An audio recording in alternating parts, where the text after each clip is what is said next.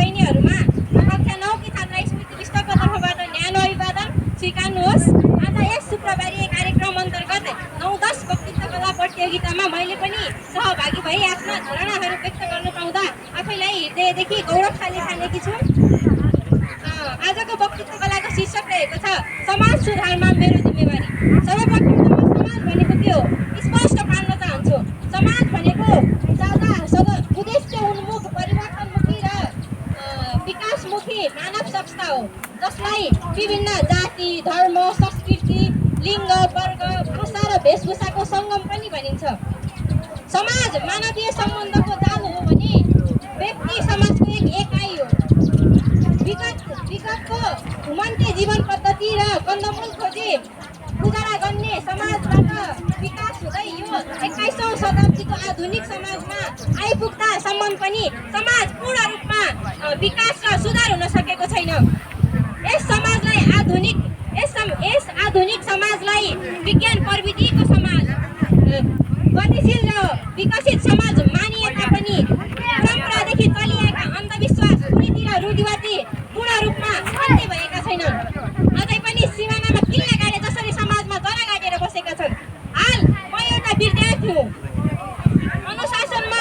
अनुशासनमा बसेर परिश्रम गरी पढ्नु र पढेका कुरा व्यवहारमा लागू गर्नु मेरो समाजमा रहेका सामाजिक समस्या र विकृति विरुद्ध म आवाज उठाउँछु। कुनै किसिमको अन्याय, अत्याचार, भेदभाव, हेपाई तथा मानव बेचबिखन भएको थाहा पाएमा प्रहरी वा पत्रकारहरूलाई खबर दिन्छु। समाजमा अन्धविश्वासको बाटोमा हिँडिरहेका ती अन्ध व्यक्तिलाई आफूले जाने जति ज्ञान बाँडेर सुमार्गमा हिँड्न प्रेरित गर्छु।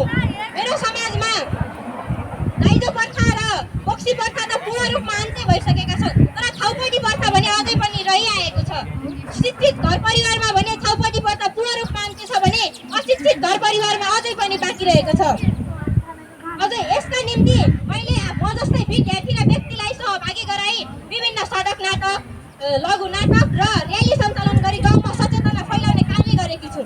समाजमा हुने विभिन्न सचेतनामूलक कार्यक्रममा सहभागी हुन्छु र अरूलाई पनि सहभागी हुन प्रेरित गर्छु।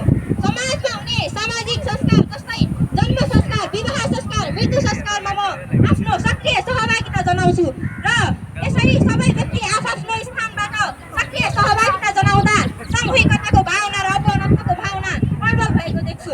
म कर्म गर तर फलको आश नराख भन्ने भावना समाजप्रति व्यक्त गर्छु। म समाजलाई अपनत्वको भावनाले हेर्छु र समाजबाट नै हाम्रा आवश्यकता परिपूर्ति हुन्छन् र त्यसैले समाजप्रतिको सोचाइ सकारात्मक राख्नु अत्यन्त जरुरी छ। त्यसैले यही नै मेरो समाज सुधारप्रतिको जिम्मेवारी हो भन्ने म ठान्दछु। अनन्त एक थुकी सुकी 100 थुकी नदी भने झै म एक्लैले मात्र समाज रूपान्तरण गर्न सक्दिनँ। म जस्तै अन्य व्यक्ति, विद्यार्थी र मनहरूले आफ्नो स्थानबाट सक्रिय सहभागिता जनाई आफूमा भएको ज्ञान सबैलाई बाँड्ने हो भने समाज अवश्य पनि रूपान्तरण हुन्छ। यो समाजले आखिर मलाई के दियो? यो अन्धविश्वासको बाटोमा अन्ध भएर हिँड्न सिकायो भनेर बेचैनीमा बस्नुभन्दा यो समाजमा मैले जन्मेर यो समाजलाई के दिएँ र अब के दिन सक्छु भन्ने कुरा सोचाइमा राख्नु अत्यन्त जरुरी छ। समाज मेरा लागि र म समाजका लागि हुँ। त्यसैले समाज सुधारका लागि मैले आफ्नो जिम्मेवारी पालन गर्नु अत्यन्तै आवश्यक छ भन्दै मैले भनेर राख्छु। धन्यवाद।